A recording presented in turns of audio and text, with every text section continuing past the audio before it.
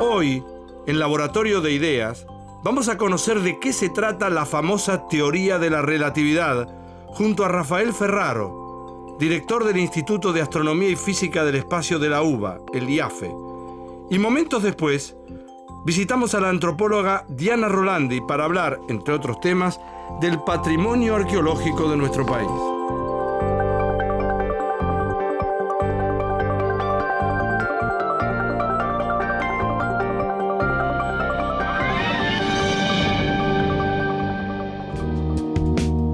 Esta vez fui al Instituto de Astronomía y Física del Espacio, el IAFE, en la ciudad universitaria de Buenos Aires, para conversar con su director, el doctor Rafael Ferraro. El motivo de mi visita era entender en qué consiste la teoría de la relatividad formulada en 1905 por Albert Einstein, un hito en la historia de la física. Yo me pongo en la persona que está del otro lado. Le hablan de la teoría de la relatividad de Einstein. Uno siempre cuando escucha se da cuenta que es algo muy importante, que cambió la historia de la humanidad, pero no está claro qué es. ¿Qué es la teoría de la relatividad? Bueno, ante todo, la teoría de la relatividad es una teoría acerca de las propiedades del espacio y del tiempo, de la estructura de lo que llamamos el espacio-tiempo. Y lo que tiene de extraño para todos nosotros es que ha venido a modificar las ideas intuitivas que teníamos acerca del espacio y el tiempo. Explícame bien eso, a ver. Nosotros en nuestra vida cotidiana nos manejamos en el espacio y el tiempo. Somos seres en el espacio y el tiempo. Y nos manejamos creyendo que el espacio y el tiempo poseen ciertas propiedades que la teoría de la relatividad ha venido a modificar. Por ejemplo, si subimos a un avión y hacemos un viaje en el avión, vemos que transcurre 3 horas en nuestro reloj. Sí. Viajamos, por ejemplo, a Salta, digamos. Bueno, ¿cuántas horas creemos que transcurrieron en los relojes de los aeropuertos, que están sincronizados entre ellos, en los relojes del sistema de aeropuertos Buenos Aires-Salta? 3 horas también, ¿no es cierto? Creemos que es así. Es más, usamos esa creencia para, por ejemplo, convenir una cita con alguien que nos espera en Salta. Le decimos, en 3 horas llego, ¿no es cierto? Sí. Bueno, muy bien. Eso es lo que los físicos llamamos la invariancia del tiempo. La creencia, en este caso, porque después de la relatividad va a dejar de ser así, que el tiempo es invariante, significa que creemos que el tiempo transcurre de la misma manera en distintos laboratorios. Esto es, en el laboratorio del avión o en el laboratorio de la Tierra. Como te digo, en nuestra vida cotidiana usamos esa creencia. Y hacemos bien. Y hacemos bien. Hacemos bien porque el tipo de Salta me está esperando a las 3 horas y yo llego a las 3 horas. Exactamente. Nuestra experiencia confirma que esa creencia parece ser cierta. ¿No parece ser cierta o es cierta? Para la relatividad va a dejar de ser cierta. Pero espérate, para la relatividad se parece como que hay un señor afuera. Ya, ahora vamos a llegar, claro, sí. Bueno, antes de ir a esto de parece ser cierta, te digo que también creemos en otra cosa. Así como al tiempo le atribuimos la propiedad de invariancia, a las longitudes también, al espacio también. A partir de estas dos creencias, de distancias y tiempos invariantes, los físicos sabemos obtener con mucha facilidad un teoremita que llamamos teorema de adición de velocidades. El teorema de adición de velocidades significa lo siguiente. Volvamos a nuestro tren. Supongamos que el tren viaja a 100 km por hora respecto de tierra, respecto del sistema de referencia terrestre. Pensemos que contigua a la vía del tren hay una ruta y por esa ruta viene un auto en sentido opuesto al del tren. Sí. Digamos que el auto circula a 50 km por hora respecto de tierra. En mi laboratorio fijo al tren. Sí. ¿Qué velocidad le voy a atribuir al auto? 150 kilómetros. 150 km por hora. Ese es el teorema de adición de velocidades y es una consecuencia de la creencia en la invariancia de distancias y tiempo. Lo decimos de nuevo. El tren está yendo a 100 kilómetros para acá y el auto viene a 50 kilómetros para acá. Entonces vos me estás preguntando, yo que estoy dentro del tren en este momento, ¿a cuánto veo pasar el auto? Entonces yo le voy los 100 de acá más los 50 de acá, yo lo veo ir a 150 kilómetros por hora. A este auto, que con respecto a la Tierra está yendo a 50 kilómetros y yo con respecto al señor que está en la Tierra estoy yendo a 100. Exacto. Es así, esto es lo que estamos... Es así. Muy es bien. Así. Bueno, esa suma de velocidades es una consecuencia directa de la invariancia del espacio y del tiempo, de esta creencia que tenemos en esa propiedad del espacio y del tiempo. Entonces, preguntarnos si a otra escala de velocidades esta creencia podría ser falsa, podría demostrarse que es falsa, también podría ser preguntarnos si a otra escala de velocidades el teorema de adición de velocidades fracasa. Entonces, la pregunta podría ser, ¿qué pasaría si en vez de considerar al auto como móvil, visto desde el laboratorio del tren, consideráramos, por ejemplo, una velocidad mucho mayor como la velocidad de la luz de los faros del auto. La velocidad de la luz es 1.000.000 de veces mayor que la velocidad de un avión. Es otra escala totalmente diferente. ¿Seguirá valiendo el teorema de adición de velocidades para la luz? El hecho cierto es que la luz no obedece el teorema de adición de velocidades. Muy bien. Tiene que ver con tu pregunta, por qué esto ya se empezaba a ver a fines del siglo XIX, a través de experimentos. Lo que pasa es que nadie antes de Einstein pensó que el problema se resolvía cambiando las nociones intuitivas de espacio y de tiempo de las que venimos hablando. Todos buscaban otro tipo de soluciones, dentro del marco de lo ya preestablecido. Lo cierto es que la luz no se adiciona con ninguna velocidad. La velocidad de la luz parece ser siempre la misma en cualquier laboratorio. Eso me interesa que me lo expliques otra vez. Creo que entiendo lo que decís. Ahora expliquémoslo de nuevo para que se entienda, y yo también lo pueda corroborar si lo que entiendo es correcto, de que la luz no cumple, que la luz no se suma a nada. Bueno, ¿qué querría decir eso? Estamos de vuelta en nuestro tren. Dale. Vemos venir el auto. Sí. Es de noche y el auto enciende las luces. Sí. Y pongo 2 experimentos en marcha. Sí. Uno arriba del tren. Tenemos que usar un poco la imaginación. Supongamos que mi tren en realidad es un tren que va hacia el auto y que tiene un frente transparente para dejar entrar la luz, lo que quieras. Pero tenemos sensores de velocidad de la luz arriba del tren y sensores de velocidad de la luz en tierra. Ajá. Y los dos conjuntos de sensores van a medir la velocidad de la luz respecto de tierra y respecto del tren. El resultado va a ser el mismo. No sumamos los 100 kilómetros por hora como hacíamos con el auto. Ajá. La experiencia cotidiana nos dice que para una velocidad típica de un auto, 50 kilómetros por hora, también para una velocidad típica de un avión, 1000 kilómetros por hora, a ese tipo de escalas de velocidades, las velocidades se suman. A otras escalas muy diferentes, como es la de la velocidad de la luz, las velocidades no se suman. Para la luz no se suma, no hay suma. O sea, la velocidad de la luz da siempre igual. O sea que si el tren siguiera yendo a 100 kilómetros por hora, pero ahora la luz va a una velocidad que es la de 300.000 kilómetros por segundo, pero no importa, no va a los efectos de lo que yo que estoy yendo dentro del tren, no va a 300.000 kilómetros por segundo más 100 kilómetros. Exacto. O sea, sigue yendo a 300.000 kilómetros por segundo, sí. Mantiene la velocidad constante a la que iba, no se le suma la velocidad del tren como yo hacía con la del auto. ¿Esto es lo que me decís?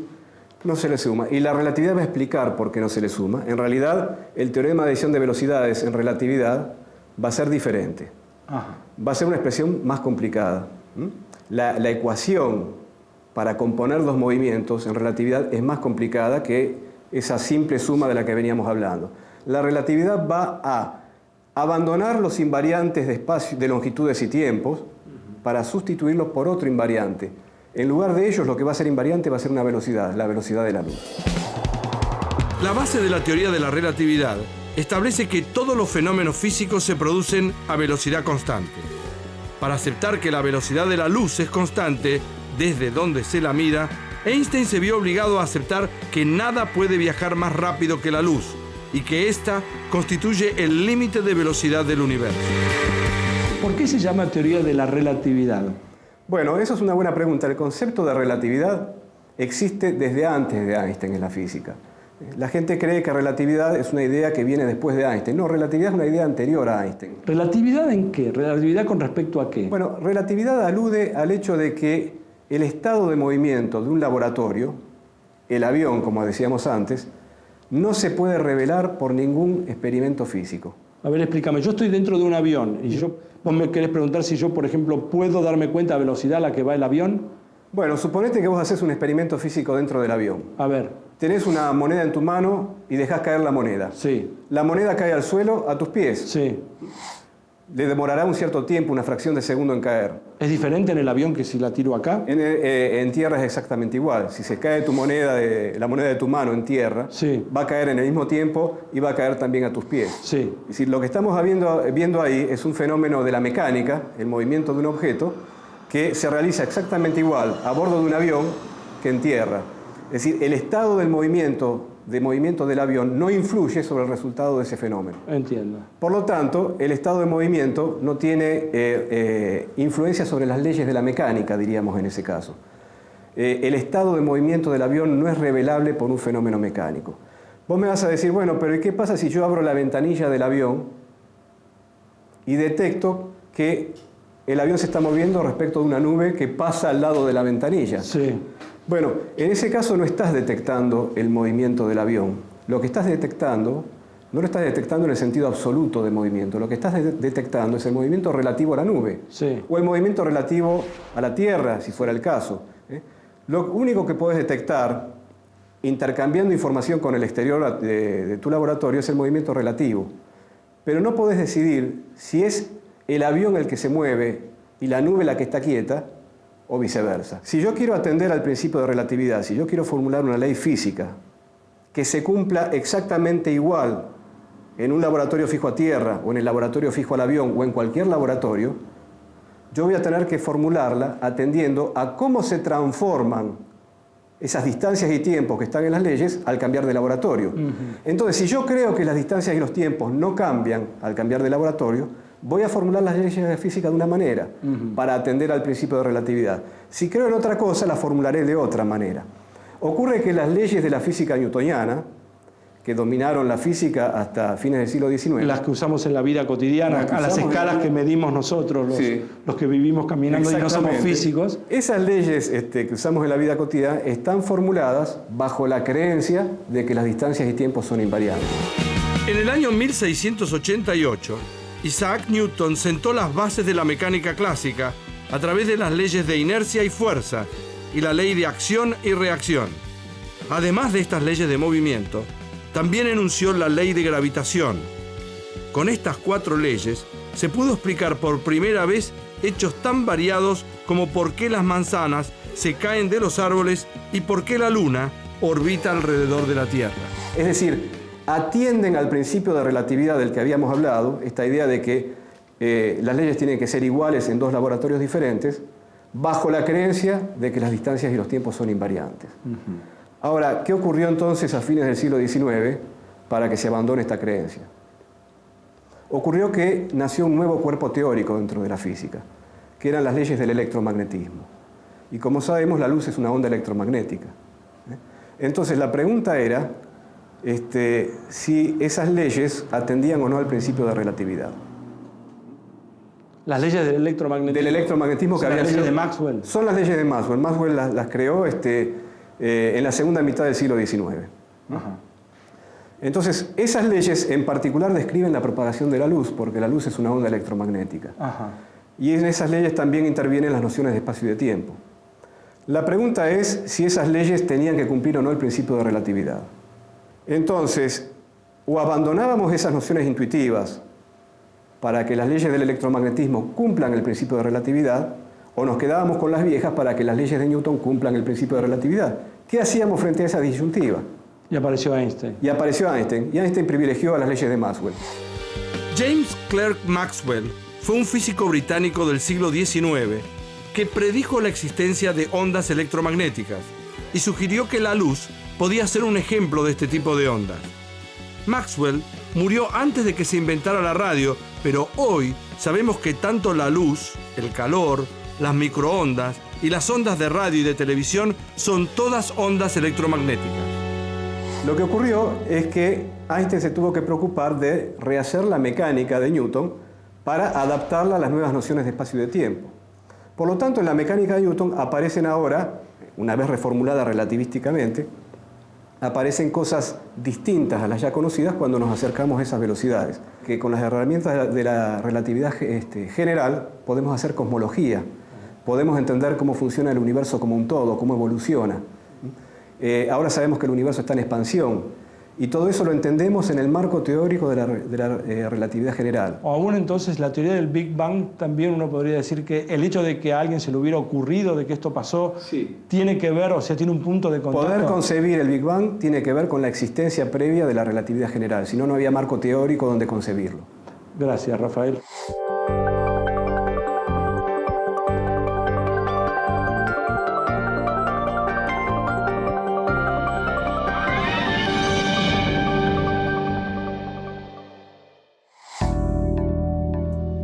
En la ciudad de Buenos Aires funciona un organismo que se dedica a la investigación en antropología social, arqueología y folclore.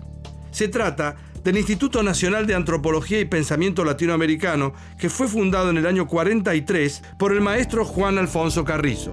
Hasta allí fui a conversar con su directora, la antropóloga y doctora en Ciencias Naturales, Diana Rolandi.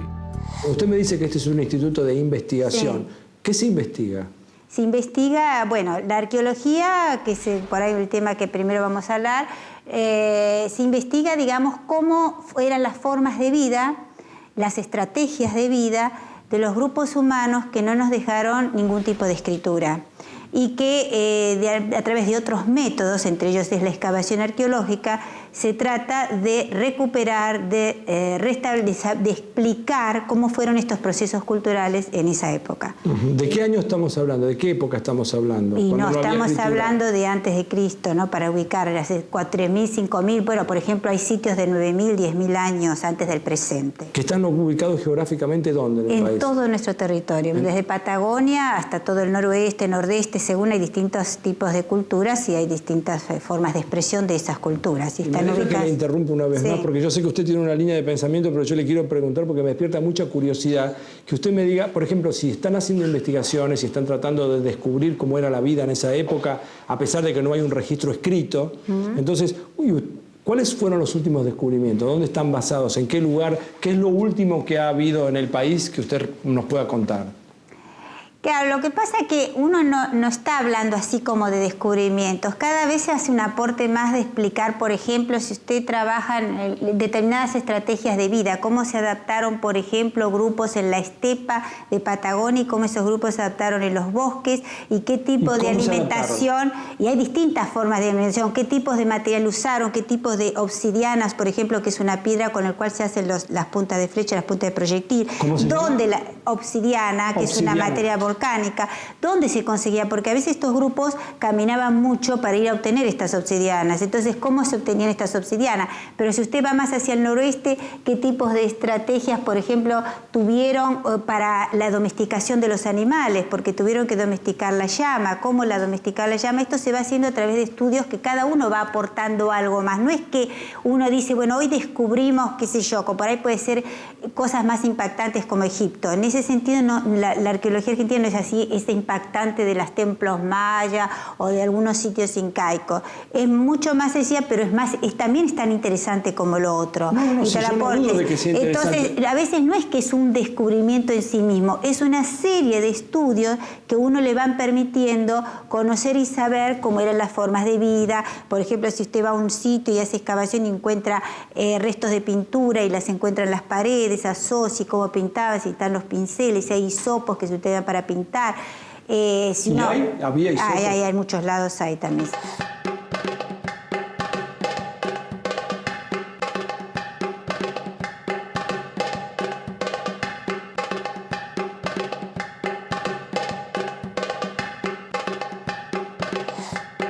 El arqueólogo se pregunta cosas, ¿no es cierto? Y en base a esas preguntas que se hace es que va a ir a buscar una respuesta. O inexorablemente tiene que salir al campo, así, porque no no alcanza con hacer un pensamiento. Yo no puedo discutir internamente como en otras ciencias, como podría ser la matemática o la física teórica, que yo cuestiono cosas. Necesito salir al campo. Por eso. Y ahí están los sitios arqueológicos.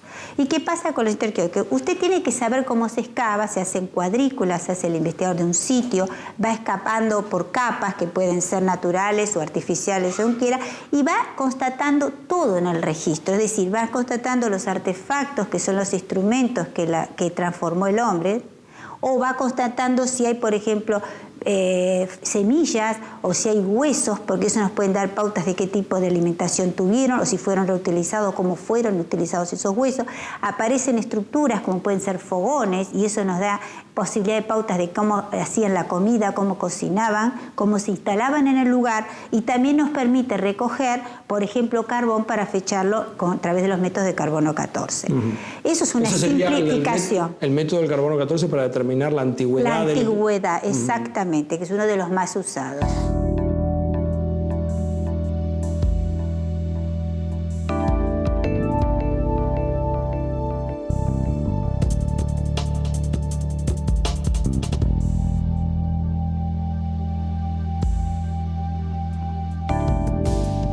Y me interesa mucho hablar sobre la protección, porque yo hace un ratito cuando la escuchaba hablar a usted de que estamos investigando, etcétera, queremos conocer las culturas, cómo eran, cómo fuimos, por qué fuimos.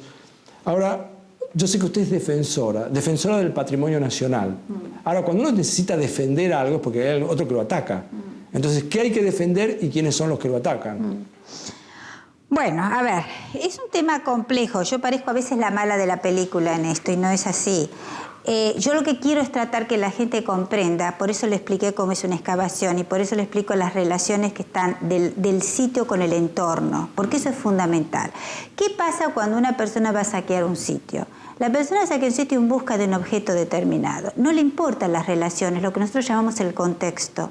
Va directamente a buscar una pieza, excava y rompe todo, deja los huesos tirados, deja todo tirado. Pero va con esa intención, va con la intención de predar, sí, realmente de llevarse una pieza. Sí, entonces tienen que saber que hay una pieza ahí. Pero los pobladores saben generalmente dónde hay una pieza. Y los pobladores son los buscan. Que son normalmente, los que rompen y sí, pero yo no quisiera poner el énfasis en el poblador, porque muchas veces el poblador lo hace porque no conoce tanto sobre este tema y porque además sus situaciones económicas hacen que realmente alguien ven que le ofrezca poco, una pieza que por ahí en Buenos Aires vale $1.000, $2.000, $3.000 o más, se la vendieron por 50 pesos, 40 pesos. Entonces la persona no lo sabe y cuando a veces no tiene necesidades imperiosas, es un medio que utiliza para poder conseguir algo para su vida diaria. El movimiento del tráfico que le llamamos ilícito, de compra y bienes ilícitas, en el mundo es el tercero después de la droga y las armas. En todo el mundo. ¿Usted se acuerda con Irak, cuando comenzó la guerra en Irak, qué pasó con el Museo de Irak? Fue devastado a los pocos días, antes de que hubiera cualquier control, y se llevaron y desapareció. Ha sucedido esto en Camboya, como ha sucedido en África.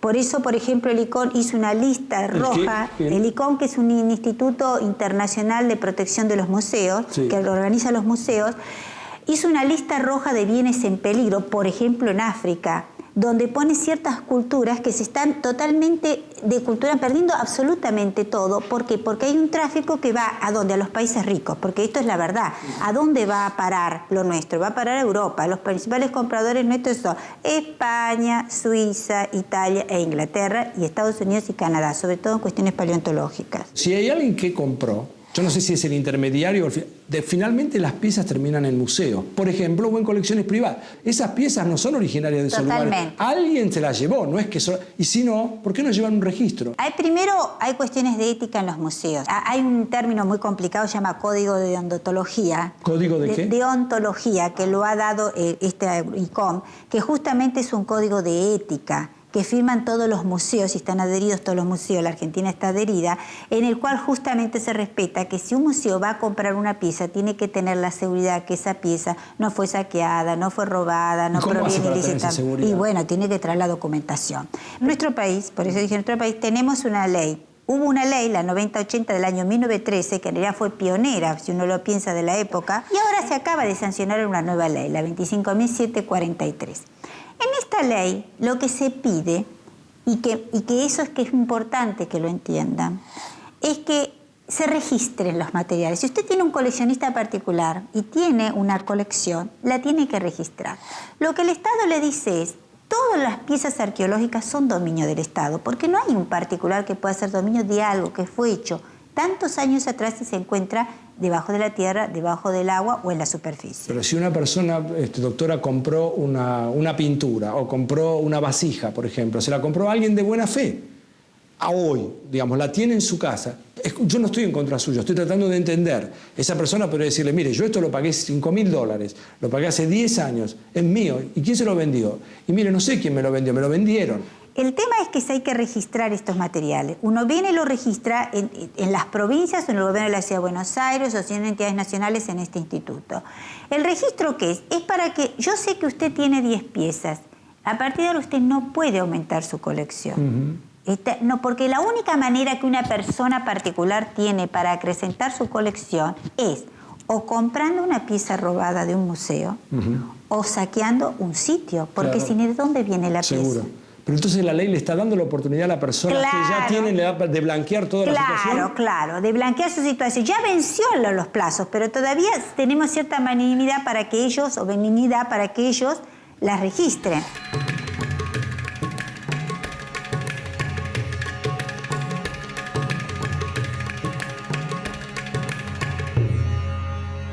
La idea es que ir a los sitios y enseñar a la comunidad que está más cercana. Porque si usted no sabe para qué hacemos esto, por qué lo hacemos, cuál es el objetivo de lo que hacemos y cuál es la importancia, ¿usted cómo va a aprender a quererlo y a protegerlo? Lo ve ahí, pasa todos los días por ahí y no le afecta en su vida. Entonces lo que hacemos es llevar a las escuelas, porque lo más importante son los niños. Muy difícil modificar conductas adquiridas de los adultos. El chico sí aprende desde chico, porque si usted lo lleva cuando está haciendo una excavación o cuando usted está haciendo el registro, cosas que estamos haciendo, y le explica, este es el arte rupestre, acá vivieron así, acá se hicieron excavaciones, se encontraron estas cosas, que forma parte de nuestra historia. Empieza el chico a sentir que eso es de él. Empieza a sentir la comunidad que es de él. Le da sentido de pertenencia a tener ese sitio, le da un sentido de identidad. Nosotros somos de este lugar donde está tal cosa. Usted tiene en este momento un grupo de personas que la están mirando. Y usted le quisiera hacer una advertencia e informarles de algo que usted supone que no saben y que podrían colaborar, contribuir, la sociedad podría contribuir para ayudarla a proteger lo que usted quiere y en definitiva proteger el patrimonio de todos. ¿Qué le diría a esa gente? Yo le diría que piensen que todo ese patrimonio es de ellos, que cuando ustedes visitan Cueva de las Manos o que cuando visitan Tastil en Salta o cualquier sitio arqueológico de la Argentina, piensen que es de los argentinos, que es de todos nosotros, que cualquier daño que le hagamos estamos haciendo daño a nosotros mismos, que es algo que pertenece a nosotros y que por lo tanto entre todos logremos proteger ese patrimonio y que le digamos a alguien que comete un error, bueno, errores se cometen, que no lo haga más y que tratemos en conjunto de hacer las acciones positivas.